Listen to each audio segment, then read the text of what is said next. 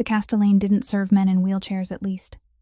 That's what the maitre decided the moment the stranger rolled through its gilded doors. He came in quietly, a man somewhere in his late 30s in a frayed coat, 2 seasons out of style, his legs still beneath a thin blanket, a worn silver coin turning slow circles between his fingers. The woman on his arm, elegant, glittering, a diamond the size of a tooth on her hand, steered his chair toward the most expensive dining room in Chicago and smiled like a cat who'd already eaten the bird. Nobody in that golden room looked at him twice. He was just another broken thing the wealthy step over like weather, a man the city had clearly chewed up and spit out. Or so they all believed, because here's the thing the laughing crowd couldn't see. The man in the chair wasn't afraid. Not of the manager bearing down on him.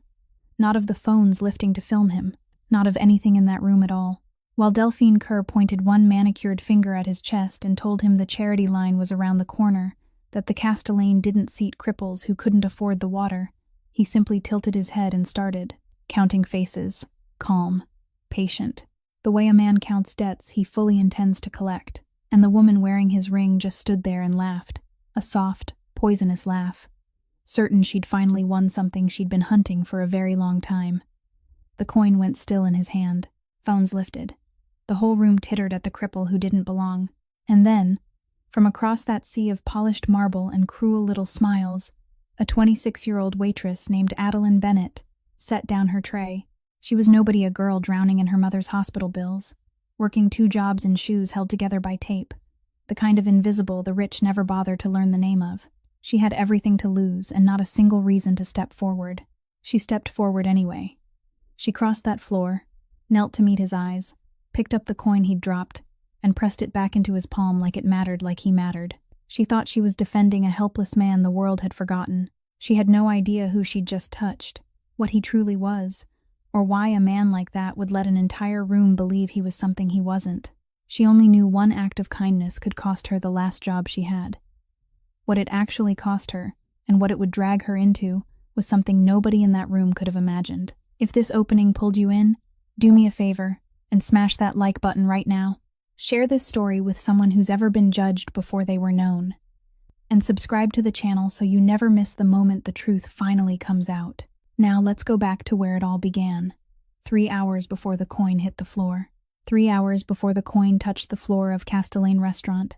The November sun had only just begun to rise over the red brick rooftops of Pilsen. A pale, weary light slipping through the torn curtain of the second-floor apartment, Adeline Bennett called home. She'd been awake since 5 o'clock in the morning, not because of an alarm, but because of the thick, rasping cough that had come through the phone when her mother called from her hospital room. Corley Bennett, 54 years old, was entering her 9th round of chemotherapy, and every call from her still began with the question of whether her daughter had eaten yet, as if she were the one who needed to be worried over. Addie sat curled on the edge of the bed, counting the bills spread across the kitchen table as though she were counting stones pressing down on her chest. One was from the hospital, carrying a number she didn't dare read aloud. One reminded her that the rent was already 8 days late. One came from the electric company, threatening to cut the power if payment wasn't made by the end of the week. She folded them all up and shoved them into a drawer, as if not seeing them might make the burden feel even a little lighter. In the bathroom mirror,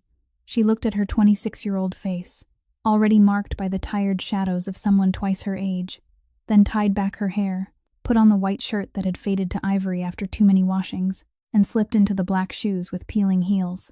their cracked toes patched with a thin strip of black tape hidden beneath the hem of her pants. Those shoes were what shamed her most each time she stepped onto Castellane's gleaming marble floor. But she didn't have money for a new pair, and she told herself that as long as they still covered her feet, they could still be worn. Bryony Tate, her roommate and co-worker, was still buried in sleep after the night shift, so Addie left half a loaf of bread on the table with a small note reminding her to take her cold medicine, then quietly closed the door behind her. On the train into downtown, she rested her forehead against the cold window, watching the gray city of Chicago slide past, and inside her coat pocket, she squeezed the loose coins from the tips she'd earned during the previous day's lunch shift, money she should have kept for herself. But that morning, she'd pressed almost all of it into the hand of a trembling homeless man huddled by the station entrance, because she knew far too well what it felt like to have the whole world step over you as if you were a dirty puddle. When she arrived, the afternoon shift manager told her the restaurant needed extra help for the evening,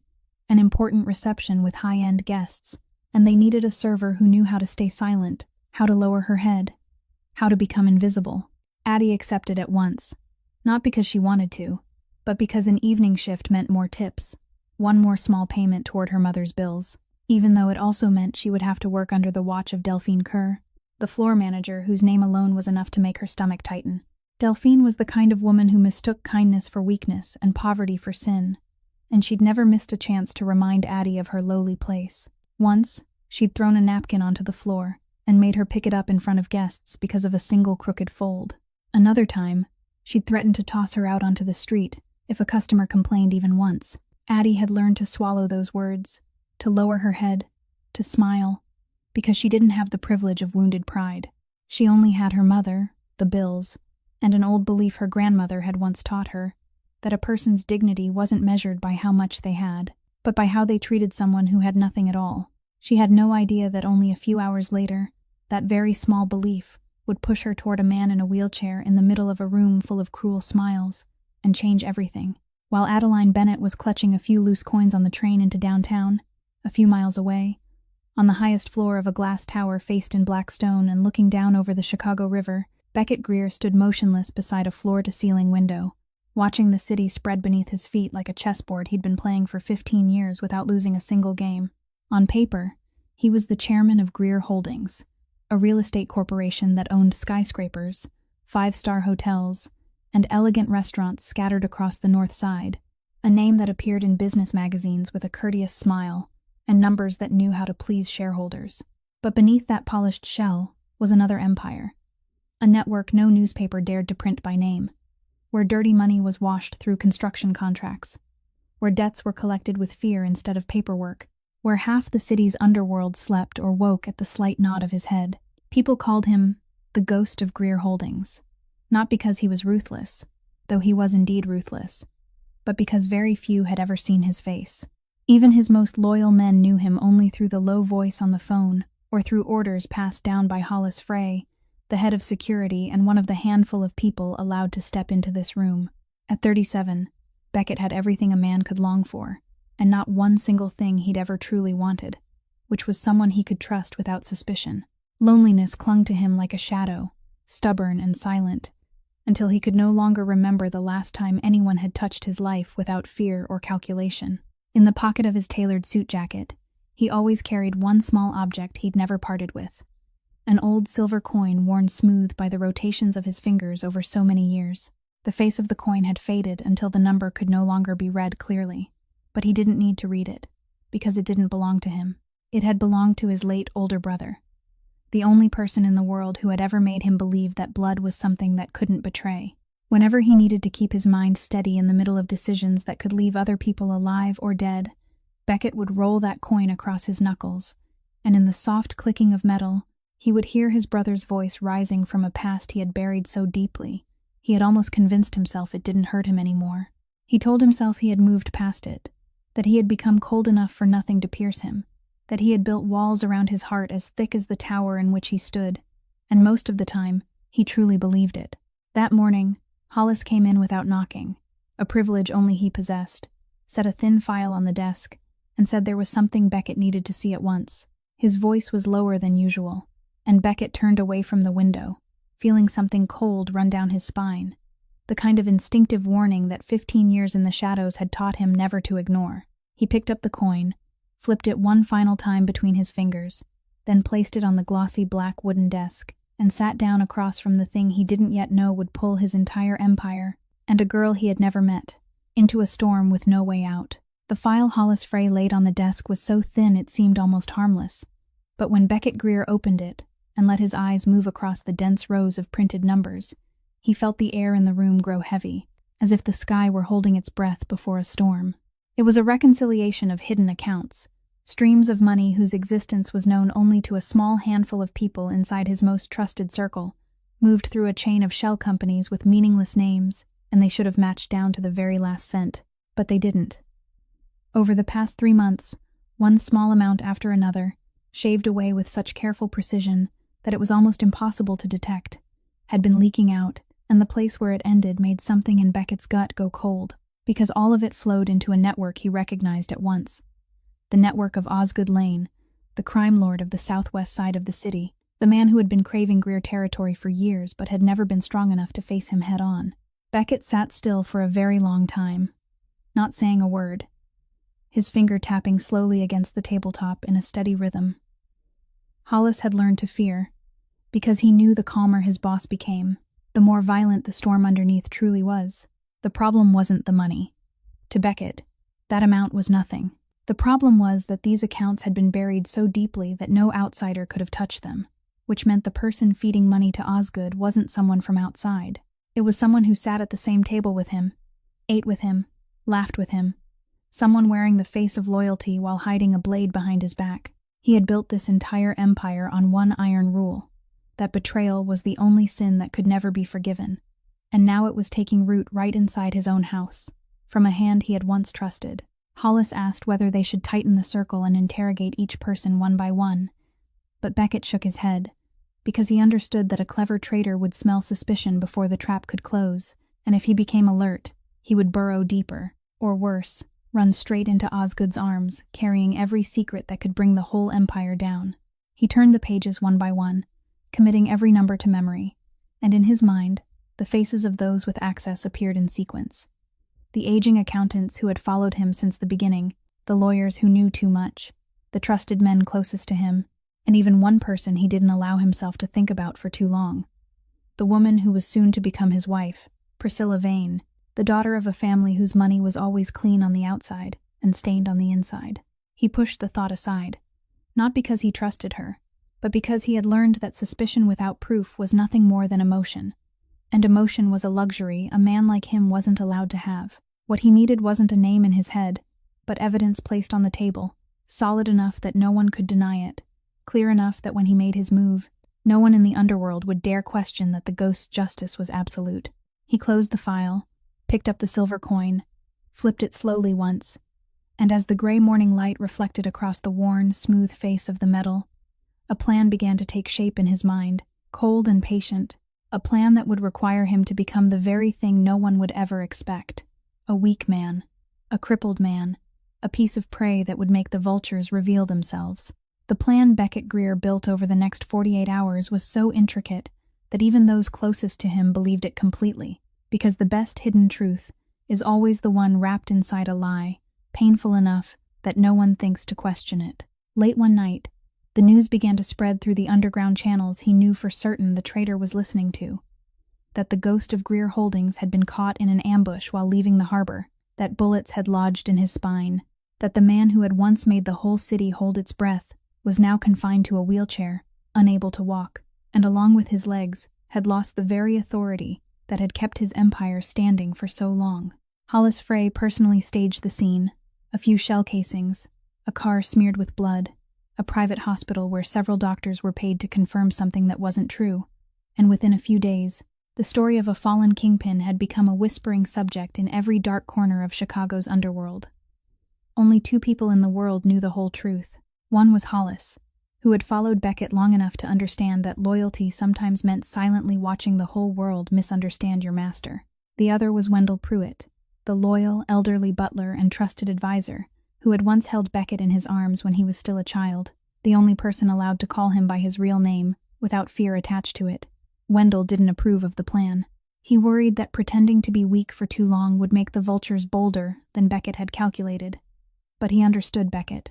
understood that once the man had made up his mind, no advice could move him, so he only squeezed his shoulder lightly and told him to be careful of the very people sitting closest to him. And sure enough,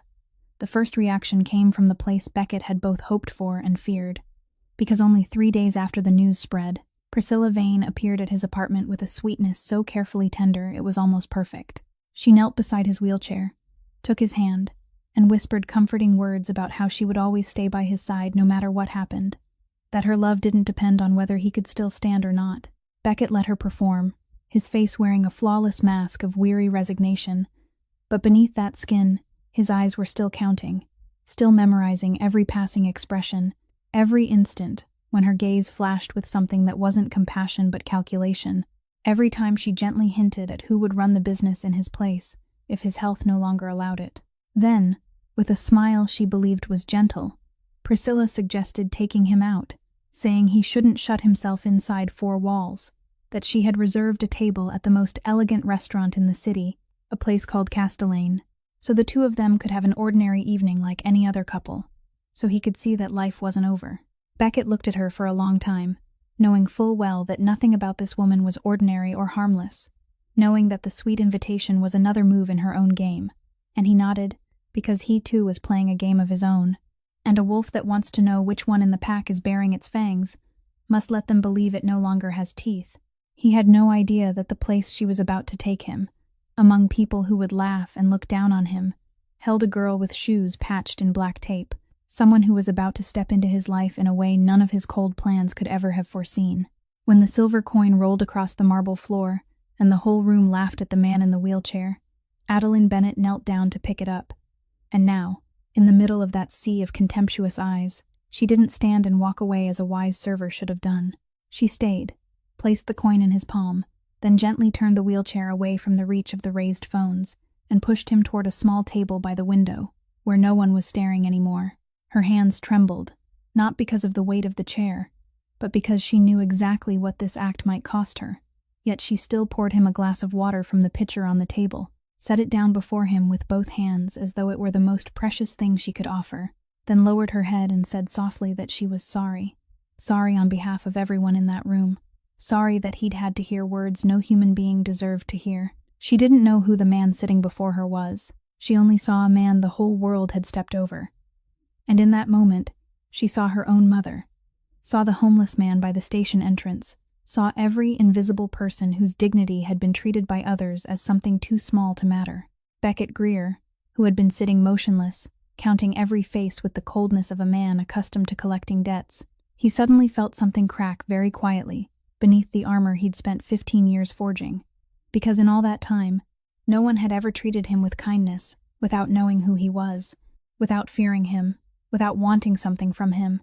Simply kind because she believed a human being deserved kindness. He looked at her hands, looked at the strip of black tape, barely visible at the toe of her shoe, as she bent down, looked at the poverty written plainly into every detail of her, and he understood that she had just traded something she didn't have to spare in order to protect a stranger. And that was what left him. A man who had forgotten what it felt like to be touched, utterly still. But the moment didn't last, because the sharp sound of high heels striking the marble announced Delphine Kerr storming toward them, her face twisted with rage at the sight of an employee daring to defy her openly in a crowded room. And without a warning, without a question, she pointed straight at Addie's face and declared on the spot that she was fired, that she should take off her apron and get out of this restaurant before she called security, that people like her would never deserve to set foot in a place like Castellane. The entire room fell silent, and Addie stood there, her eyes burning with tears that her pride wouldn't allow to fall. She untied the apron with trembling hands, folded it neatly, and laid it over the back of a chair, and in that instant she thought of her mother's bill, of the overdue rent, of everything she had just lost because of a glass of water and an apology, but still she lifted her head, because she knew she hadn't done anything wrong. When she turned to leave, a low, calm voice sounded behind her, the voice of the man in the wheelchair, and he held out a plain white business card, with no name, no title, only a string of numbers, then said quietly that if there ever came a day when she needed a job, she should call that number. Addie hesitated before taking the card, unable to understand why a man who had just been humiliated so terribly could say such a thing, with that much certainty. Then she closed her fingers around it, nodded her thanks, and stepped out of Castellane into the freezing Chicago night, never knowing that the white card she had just received was the doorway into a world she had never been able to imagine. The night train carrying Adeline Bennett back to Pilsen was almost empty, and she sat curled in the corner of the car, the plain white business card clenched so tightly in her palm that its paper edge pressed a red mark into her skin, watching the city lights blur past through the tears that now, with no one left to see her, she finally allowed to fall. She didn't cry because she had been humiliated. She was used to being looked down on by the world. She cried because of the very real fear tightening around her chest, the fear of the hospital bill she would have nothing to pay with, of the rent already overdue, of the fact that she had just thrown away with her own hands the only job keeping her and her mother above water. When she pushed open the door of the second-floor apartment, Bryony Tate was still awake, curled on the old sofa with a cold cup of tea And one look at Addie's face was enough for her friend to know something had gone terribly wrong. Addie told her everything in a broken voice. Told her about the man in the wheelchair, about the laughter, about Delphine Kerr and the finger pointed straight at her face, about the moment she took off her apron, in the middle of a room full of people, and Bryony listened with wide eyes, hurting for her and worrying over her at the same time, then blurted out that Addie had been so reckless, that she should have just lowered her head and walked past like everyone else. Addie stayed silent for a long time, then said softly that she couldn't, that if she had stepped over that man, she wouldn't have been herself anymore, that her grandmother had once taught her a person's dignity wasn't measured by how much they had, but by how they treated someone who had nothing, and if she sold that away just to keep a job, then there wouldn't be anything left in her worth keeping. Bryony didn't argue anymore. She only sat down beside her friend, wrapped an arm around her shoulders, and the two girls sat together in silence inside the small room, where the electric meter was still running, and the bills still lay in the drawer like wordless threats. Later that night, after Bryony had fallen asleep, Addie sat alone at the kitchen table beneath the dull yellow light, placed the white business card on the tabletop, and looked at it for a long time, turning it over and over between her fingers. It didn't look like any business card she had ever seen. There was no company name, no title, no address, only a string of numbers embossed on thick, smooth paper that she knew had to be expensive. And that mysterious emptiness made her both curious and uneasy. She wondered who that man was, why someone who had just been laughed at by an entire room could hand her this card with such chilling certainty, why the way he looked at her had carried none of the weak gratitude of a victim, but something deeper, calmer, almost like the assessment of a man who was seeing straight through her. She thought about tearing the card up, throwing it into the trash along with the ugliness of that night, because everything about it made her feel as though she were standing at the edge of something far larger than she could understand. But she didn't do it. She looked toward the stack of bills inside the half-open drawer, thought of her mother's pale face in the hospital room, of the thick, rasping cough that came through the phone every morning, and at last she folded the card with great care, tucked it into the inner pocket of her thin wallet, and told herself that she wouldn't call, that she was only keeping it in case desperation came. Though deep inside, in some vague and inexplicable way, she already sensed that the white card wouldn't leave her alone, and that her life had just turned down a road she couldn't yet imagine. The next morning, Castellane opened its doors as usual. The spotless white tablecloths pressed smooth, the fresh flowers replaced, and Delphine Kerr, standing at the host, stand with the smug satisfaction of someone who believed she had taught the whole world the night before who truly owned this space. But at 10 o'clock, a group of men in dark suits walked in, led by an attorney carrying a leather briefcase, and they requested to meet the entire management team at once, their tone polite but leaving no room for refusal. Delphine hadn't even had time to understand what was happening when the glass door opened again.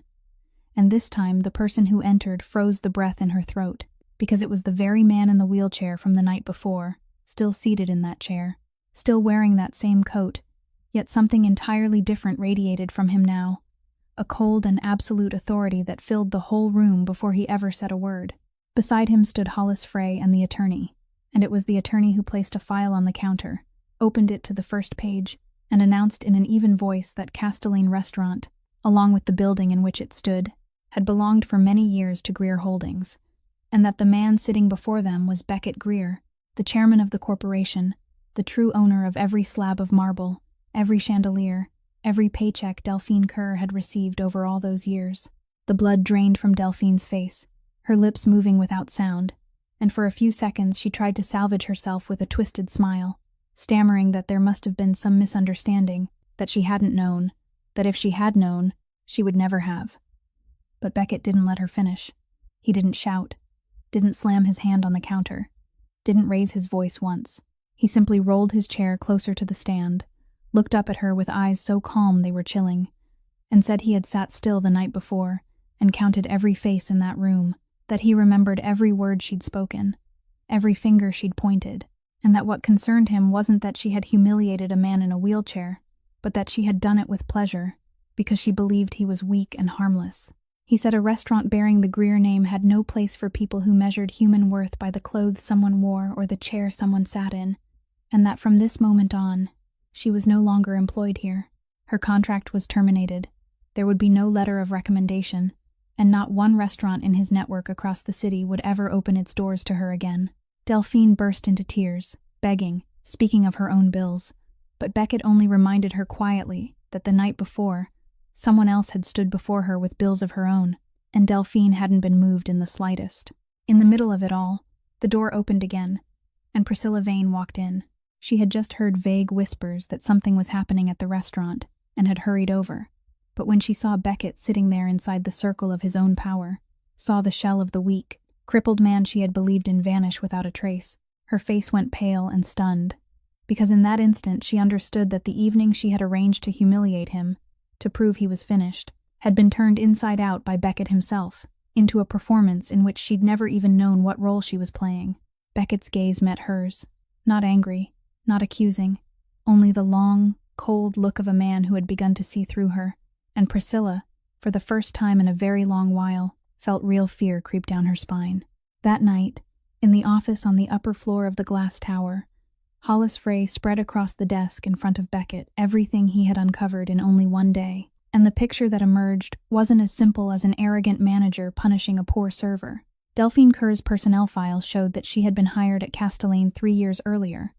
not through the usual hiring process, but through a direct recommendation from the Vane family's office, and since then, every month, besides her official salary, a small stream of money had been flowing regularly into a secondary account of hers from a shell company that Hollis had traced backward until it all led to one name, Priscilla Vane. Beckett sat in silence, his fingers slowly rolling the silver coin, as each cold piece settled into place inside his mind, because now he understood that the humiliation the night before hadn't been the outburst of an arrogant person, but a move calculated in advance, one link in a much larger conspiracy.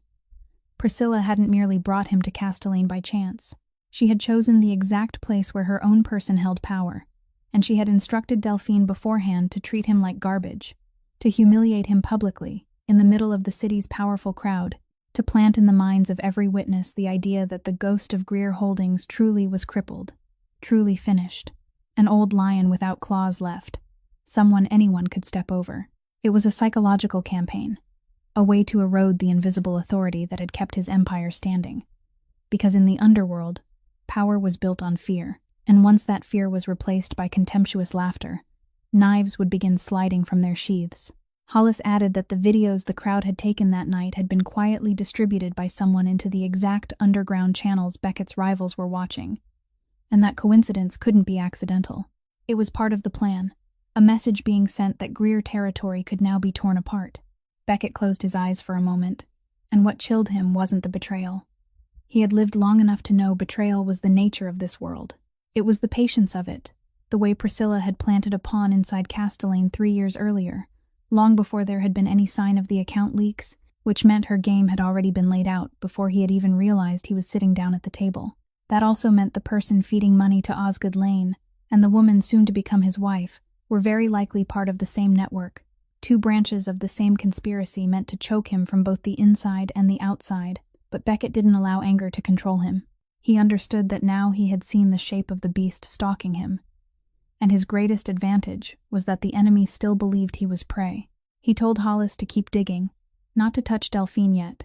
not to let Priscilla catch even the faintest scent that he knew, and then his gaze came to rest on the second white business card still lying on the desk, a copy of the one he had given the poor girl the night before, the only person in that room who hadn't belonged to anyone's calculations. And for the first time, he wondered whether, in a world full of planted pawns, selfless kindness might truly be something that existed. 3 days later, when Adeline Bennett had almost convinced herself that the white business card was only the leftover trace of a strange night, her phone rang with an unfamiliar number, and the voice of an older man, courteous and unexpectedly warm, introduced himself as Wendell Pruitt. He said he was calling on behalf of the man who had given her the card, and that there was a job offer he hoped she would consider. Addie hesitated for a very long time, but the image of the stack of bills and her mother's pale face pushed her forward, and so she found herself sitting inside a luxurious car, sent to take her to a glass tower she had only ever looked up at from the sidewalk, then being led to a floor so high that all of Chicago spread beneath her feet like a small map. Beckett Greer was waiting for her there, this time with no wheelchair, no old coat, but seated behind a glossy black wooden desk in a perfectly tailored suit, And it took Addie a moment to realize that the coldly powerful man before her was the same man she had poured water for that night. That truth left her both stunned and suddenly aware of why his eyes had never looked like the eyes of a victim. He didn't circle around the matter. He said plainly that he knew she had lost her job because she had protected him, that he wanted to give her a new position, a job with a salary many times higher than anything Castellane had ever paid her, and when she stammered and asked why he would do that for a stranger, Beckett fell silent for a moment, then spoke a truth he himself wasn't entirely comfortable admitting, that in his entire world, a world where every smile hid a calculation and every hand extended expected something in return, she was the only person who had treated him with kindness when she believed he had nothing to offer. And a person like that was so rare he couldn't allow her to slip away. Addie felt the cold honesty in his words, and she also felt something frightening hidden beneath it, because everything around this man, from the silence of the men who attended him, to the way the whole room seemed to hold its breath whenever he spoke, whispered to her that he wasn't an ordinary businessman, that his power had roots in dark places she didn't dare imagine. She wavered, and one part of her wanted to stand up and leave, to return to the familiar and safe poverty she knew. But another part, the part carrying her mother's life on its shoulders, made her nod, and in that very moment, she knew she had just crossed a threshold from which there was no turning back. In the days that followed, working close to Beckett, Addie slowly began to see the contradictions in him that she couldn't fit neatly into any pattern. He was a man who could give an order in a voice cold as ice and make broad-shouldered men go pale. But he was also someone who would stop silently by the window for a long time each afternoon, as if carrying a loneliness too heavy for words to name. She saw him turn an old silver coin over and over, in the moments when he thought no one was watching. And once, by accident, she caught his face softening briefly as he looked at it, a tenderness quickly hidden away, and those moments were what made her heart stir in a way that frightened her. As for Beckett, he told himself he was keeping her close, only because she was the one clean piece in his treacherous game. A person who belonged to no side, who couldn't be bought because she didn't even know the war was happening. But every time she entered the room with her clumsy sincerity and eyes that didn't know enough to fear who he was, he felt the wall he had built around his heart crack a little more, and that, more than the traitors waiting out there in the dark, was what truly unsettled him. As a professional habit carved into his bones, Beckett asked Hollis to build a complete file on Adeline Bennett, not because he suspected her, but because in his world, no one was allowed to come that close without being examined all the way down to the roots, and it was that very file, placed on his desk a few days later, that left him sitting motionless for a long time before a name he hadn't expected to see again. Addie's father, Thomas Bennett, had died when she was only 12 years old, and most of the file was nothing more than the quiet working life of an electrician who had taken jobs on construction sites around the North Side. But one detail made Beckett's heart stop for a beat. Because one of those projects, many years earlier, had belonged to the early period when the Greer Empire was still young and fragile, at the very time when Beckett's older brother was still alive and building everything from nothing. Hollis dug deeper at his command,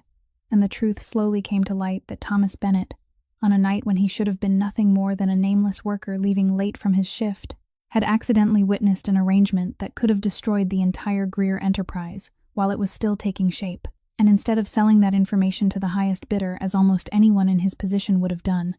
that poor electrician had kept silent, had quietly turned away and carried the secret with him, simply because he believed betraying another person's trust was something a decent human being must never do. Beckett's brother had known, and had silently remembered that debt of grace. He had quietly helped the Bennett family through several hard times, without Thomas himself ever knowing where the help had come from, until Thomas died and that thread of connection broke, sinking into oblivion along with the death of Beckett's own brother. Beckett sat for a long time with the file open on the desk, the silver coin lying still in his hand, and a strange feeling rose in his chest, the kind of feeling a man far too accustomed to cold calculation almost failed to recognize, a stirring before something larger than coincidence. The girl who had knelt to pick up his coin, who had poured water for him, who had traded away her own livelihood to protect a stranger, was the daughter of the man who, years ago, had kept faith with his family when no one had forced him to do so, and that kindness, it turned out, wasn't something Addie had stumbled into by chance. It was something she had inherited, a bloodline of integrity flowing through 2 generations.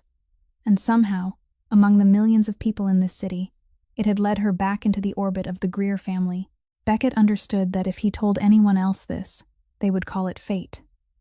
And he, a man who had never believed in anything that couldn't be weighed or measured, found himself unable to deny it. It also explained why, from the very first moment, he had sensed something different in her.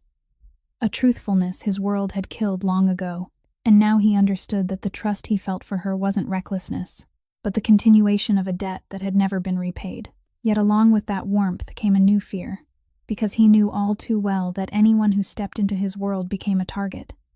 And if his enemies discovered how much she meant to him, then the very kindness that had begun to save him might be the thing that drove her toward death. One weekend afternoon, Adeline Bennett went to the hospital to visit her mother with her heart already braced for the familiar tense conversation with the billing office, where every time she walked in, she had to lower her head and ask for just a few more days to delay payment. But this time, the employee behind the counter looked at the screen, then lifted her eyes with polite confusion and said that all of Coralie Bennett's treatment costs had been paid in full, not only the outstanding balances, but also the upcoming rounds of chemotherapy, all of it covered by an anonymous third party. Addie stood frozen in the hospital hallway, the confirmation paper trembling in her hand, and for a moment she thought she must have heard wrong, because the number that had stolen her sleep for months, the number that had pressed down on her chest like a stone, had suddenly vanished as if it had never existed at all. The first surge of joy rising inside her quickly gave way to a cold instinct,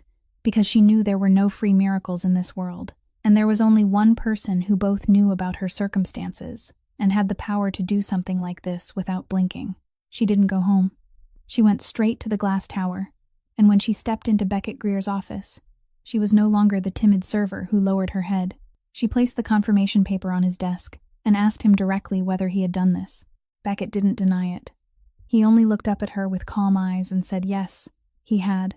and that she didn't need to feel indebted for anything. But Addie's reaction wasn't the gratitude he had perhaps expected. It was an emotional upheaval that startled even her, because tears spilled from her eyes at the same time as a vague anger rose in her chest, and she asked him why he had done it without saying a word to her, why he had made a decision for her about something so important in her life. She said she had spent her whole life getting used to carrying everything herself, that the small dignity she had left rested in the fact that she didn't owe anyone anything, and now this enormous gift, even if it had saved her mother's life, made her feel as if she had been bound to a world she didn't understand and couldn't control. Beckett listened in silence, and for the first time in many years, he didn't know how to answer,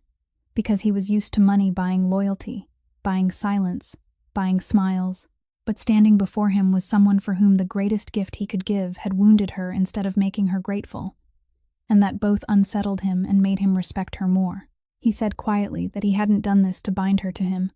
that he didn't need anything from her at all, that if she wanted to leave tomorrow, the money would still be hers, with no conditions attached, and that he had done it simply because it had been a very long time since he had met someone who deserved to be helped without calculation. There was one truth he didn't say aloud, that this was also his quiet way of repaying the debt of grace his family had owed her father for so many years, a thread she knew nothing about, but he kept it inside, because he didn't want his kindness to be reduced to an obligation. Addie stood there, torn between a gratitude so deep it nearly choked her, and the growing fear that she was moving deeper into the orbit of a man whose power could erase a mountain of debt with a single phone call, and she realized, with a silent alarm, that what frightened her most wasn't his dark world, but the fact that she was beginning to care about the man behind that power more than she dared to admit. That night, rain veiled all of Chicago, and Addie stayed late at the office longer than usual to finish the stack of paperwork, so she was the only one still there when she found Beckett standing alone beside the glass window,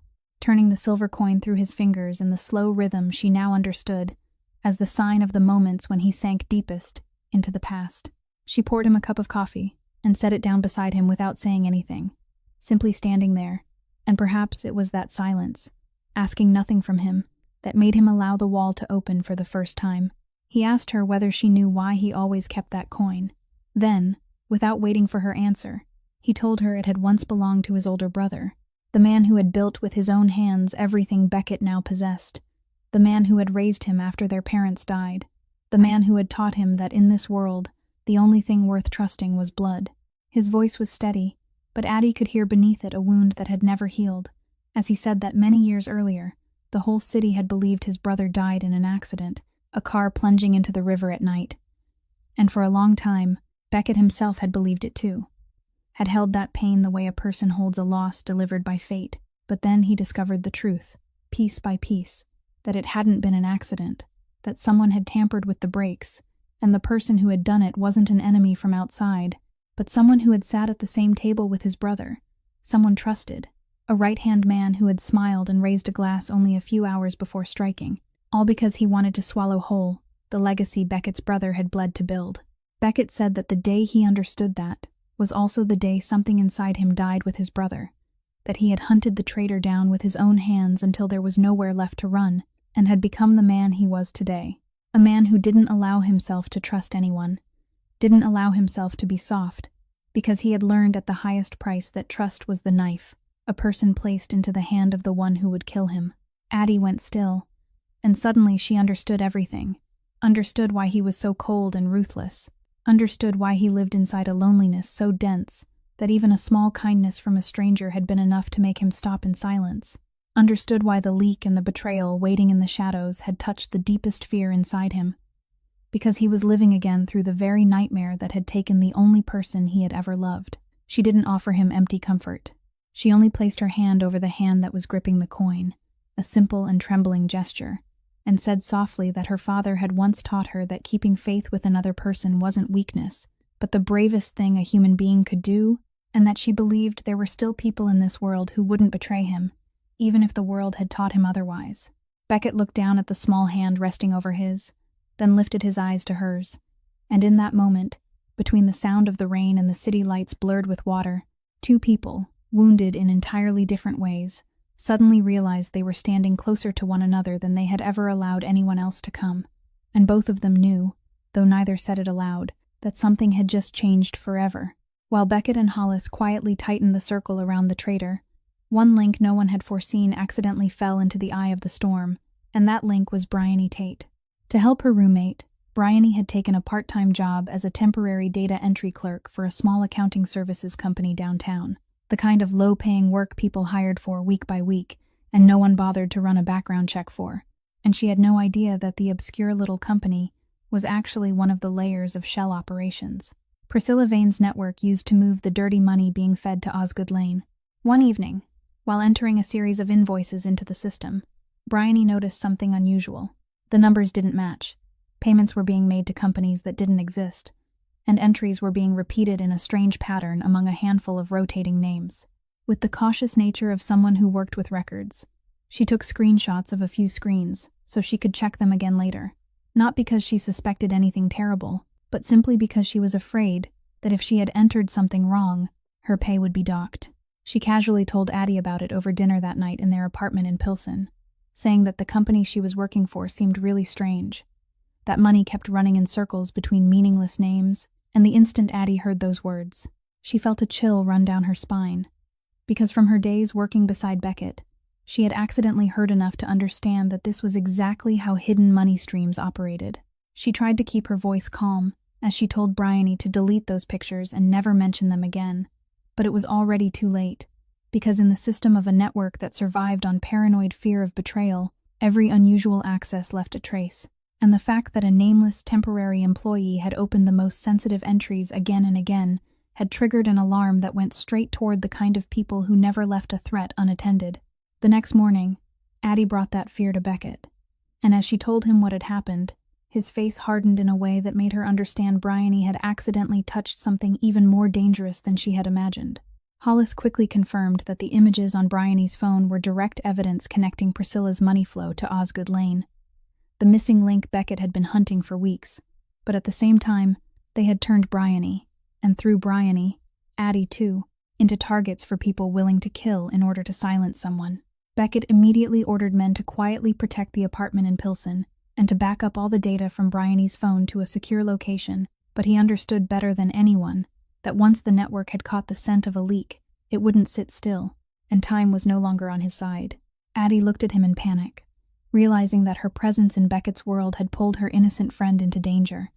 and the fear she had carried for so long now turned into something very real and very close, no longer a vague sense of a dark world, but a specific threat hanging over the heads of the people she loved. Beckett took her hand, this time not to comfort her but to make her look straight into his eyes, and said in a low, steady voice that he wouldn't let anything happen to her or to Bryony, that she had to trust him and do exactly as he told her. And Addie, though her heart was pounding with fear, nodded, not knowing that on the other side of the city, Priscilla Vane had just received word of the breach in her network and was smiling a cold smile because she had guessed exactly what that poor girl meant to the man she had once believed she had brought down. Priscilla Vane decided not to wait any longer, because in her mind, the breach that temporary employee had stumbled upon was a sign that time was running out, and if Beckett managed to trace the clue before she made her move, all the work she had poured into this for years would be swept away. That night, in the oak-paneled study of the Vane estate, she sat across from her father, Garrett Vane, a seasoned money-laundering kingpin with a face as cold as stone, and with them on a secure screen was Osgood Lane, the man who had been waiting for this moment for years. The three of them laid out a cold and complete plan, a coup calculated to unfold in a single night, taking advantage of what the entire underworld still believed, that the ghost of Greer Holdings was crippled, weakened, no longer strong enough to hold his empire together. Garrett would use his financial network to freeze Greer's key accounts that very night, cutting off the blood flow that kept the empire alive, while Osgood sent his men to seize the critical points, the harbors, the warehouses, the territories that for so long had remained untouchable because of the fear attached to Beckett's name. And Priscilla, with the position of fiancée she had worked so carefully to build, would be the one to step into the center of Beckett's power from the inside, using the access she had gained through his trust to throw open the final gate. She was certain she held the upper hand, because she still firmly believed the man in the wheelchair was a shadow of the man he had once been, and she had no idea that every move she made had been watched, that Beckett's legs had never truly been paralyzed, that the weakness she thought was his fatal flaw was actually the net she was crawling into on her own. As night deepened, the underworld began to tremble, calls were made, false loyalists turned one after another, and a series of Greer accounts were frozen exactly as planned, making it seem, for a few short hours to anyone looking in from the outside, as though the most powerful empire on the north side was collapsing before their eyes. At the glass tower, Hollis Frey rushed into Beckett's office, with wave after wave of news, one territory after another reporting attacks, one account after another locked down, one trusted hand after another now leaning toward the enemy, and anyone else in Beckett's position would surely have panicked. But Beckett Greer only stood silently by the window, rolling the silver coin across his knuckles in that slow, familiar rhythm, his face so still it was frightening, because every piece of bad news Hollis brought him wasn't a blow. It was one final piece falling exactly into place, a confirmation that the beast had stepped fully out of its den and exposed its entire shape beneath the light. He had spent weeks setting this net, had deliberately revealed false weaknesses, had quietly moved the assets that truly mattered to places Garrett's hands couldn't reach, and now, while his enemies celebrated their imagined victory, he held in his hands every name, every piece of evidence, every thread leading straight back to Priscilla, Garrett, and Osgood. He turned to Hollis and gave the order in a low, cold voice that it was time to close the net. But at that very moment, Addie's phone began ringing in the next room, and a terrible instinct struck when the voice on the other end wasn't Bryony's familiar one, but a thick silence, followed by the sweet and cruel voice of a woman, Priscilla's voice, saying she was holding something Beckett treasured very much, and that if he wanted it returned whole, he would have to come meet her himself. The truth of that night was more complicated than what the sweet voice on the phone revealed, because Priscilla's original plan had been to abduct Bryony Tate, the link who had touched the evidence, so she could silence her and recover the dangerous screenshots at the same time. Her men stormed the apartment in Pilsen,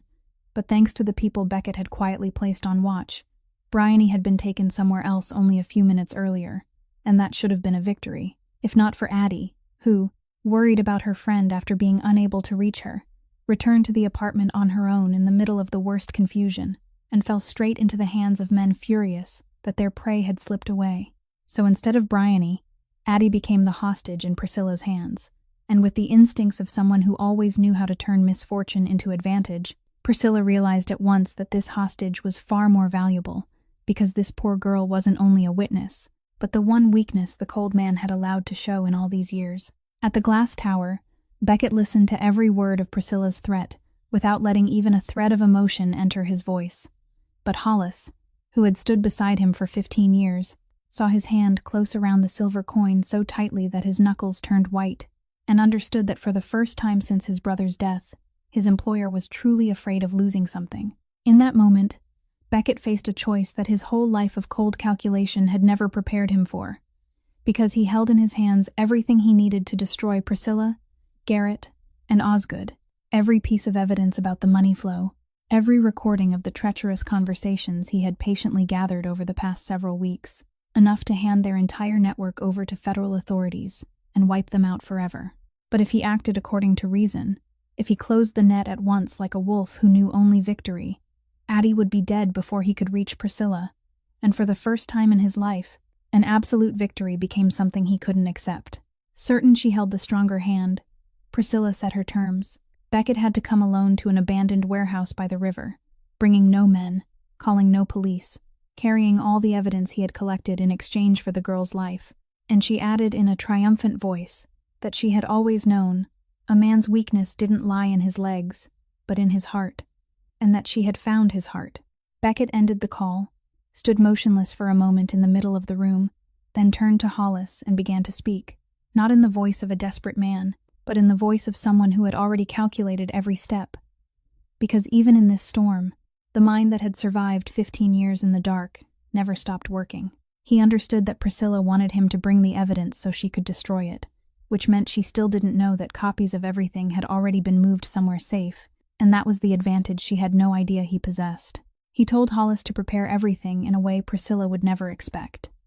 Then he looked out at the rain veiling the night beyond the glass, toward somewhere across the city, where the girl who had poured him a glass of water, while the whole world laughed at him, was now bound in the hands of his enemy because of that very kindness, and inside the chest of the man who had once believed he had nothing left to lose, an emotion both cold-edged and burning rose up,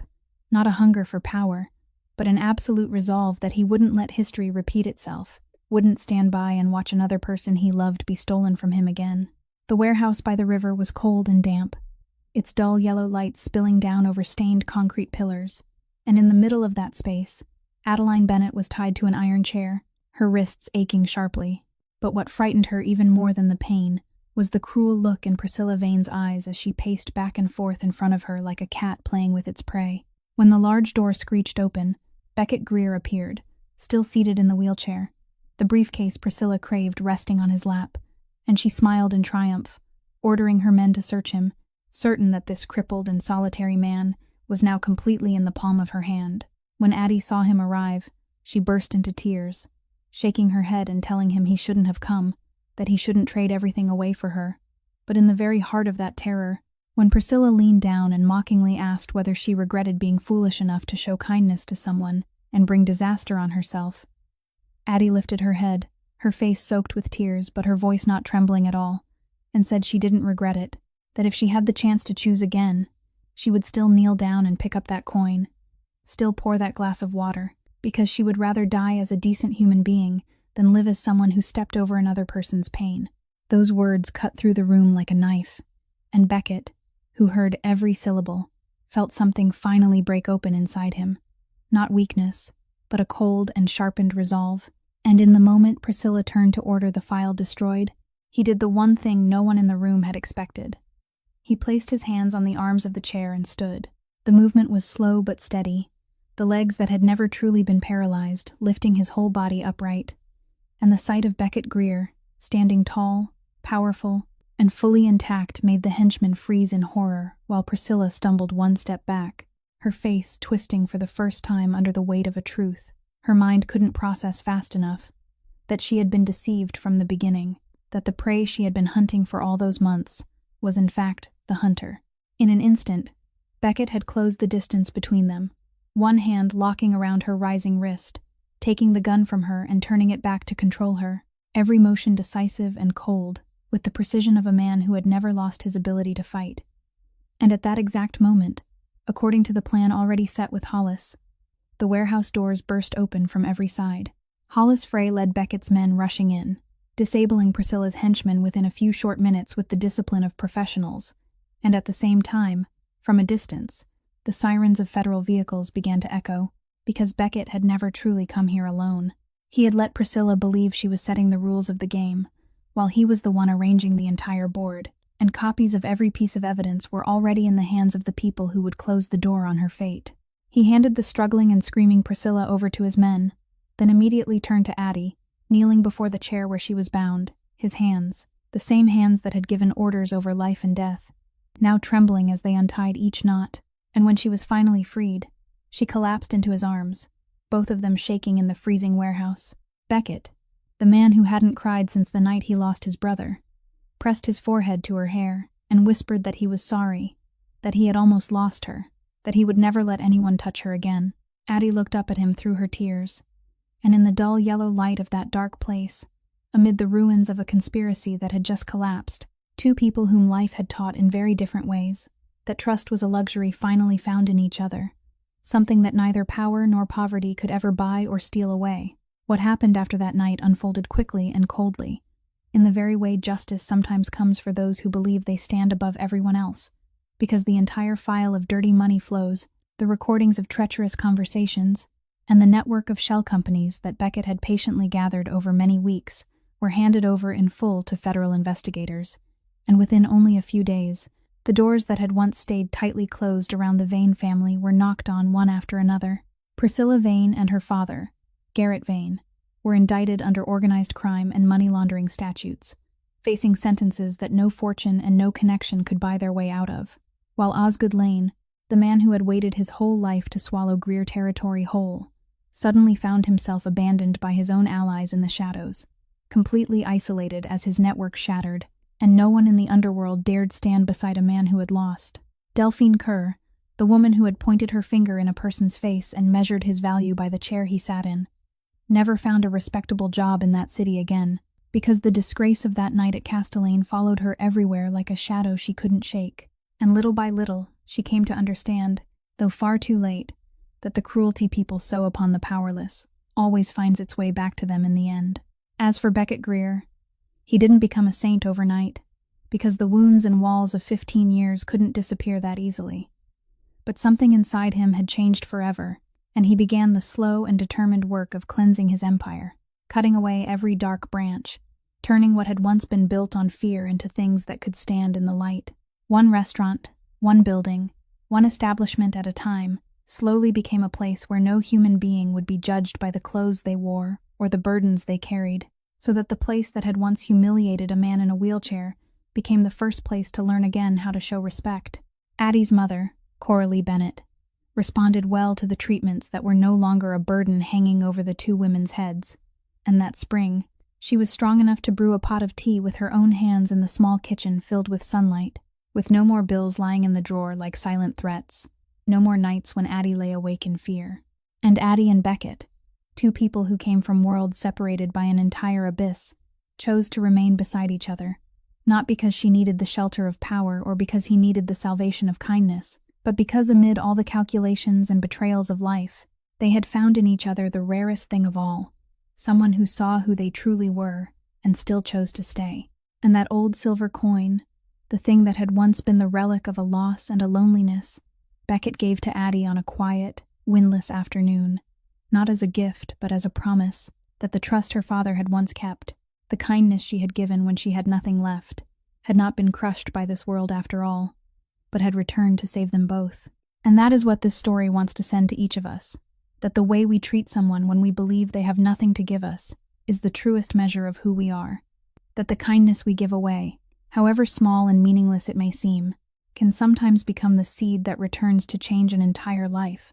and that a person's dignity never lies in the chair they sit in, the clothes they wear, or the money they have, but in the heart they carry. If this story has touched your heart in some way, please leave a like, share it with someone you think needs to be reminded that their kindness is precious, and don't forget to subscribe to our channel so we can listen together to more meaningful and compelling stories every day. We'd truly love to know how this story made you feel, whether you have ever encountered an unexpected moment of kindness in your own life, or whether you have ever been the one to offer that kindness to a stranger. Please share the feelings from deep in your heart in the comments below, because every one of your stories is precious to us. Thank you for listening until this very moment, and may you, the the person watching this video, always have abundant health, a joyful life, and peace and serenity every day. Goodbye, and we'll see you again in the next videos.